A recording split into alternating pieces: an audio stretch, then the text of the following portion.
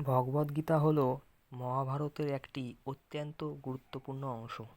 এটি কুরুক্ষেত্রে যুদ্ধক্ষেত্রে ঘটে, যেখানে অর্জুন যুদ্ধ করতে দ্বিধাগ্রস্ত হয়ে পড়ে, কারণ তাকে নিজের আত্মীয়, গুরু ও বন্ধুদের বিরুদ্ধে যুদ্ধ করতে হচ্ছে।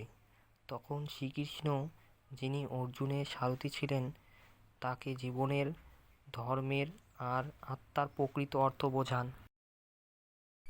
গীতার মূল কাহিনী: অর্জুনের দ্বন্দ্ব। যুদ্ধ শুরু হওয়ার আগে অর্জুন দেখে তার প্রিয়জন দাদু ভীষ্ম, গুরু দ্রোণাচার্য ও আত্মীয়-স্বজন সবাই বিপরীত দলে। তার মন ভেঙে যায়। সে ধনুক ফেলে দেয় এবং বলে, আমি যুদ্ধ করব না। শ্রীকৃষ্ণের উপদেশ: শ্রীকৃষ্ণ তখন তাকে বলে, তুমি শুধু তোমার কর্তব্য করো, ফলের চিন্তা করো না। তিনি বোঝান, আত্মা কখনো জন্ম নেয় না, মরে না, সে চিরন্তন। জীবনের শিক্ষা: গীতা শেখায় কিভাবে মানুষ কামনা, ক্রোধ ও ভয় থেকে মুক্ত থেকে কর্ম করতে পারে। রাধে রাধে।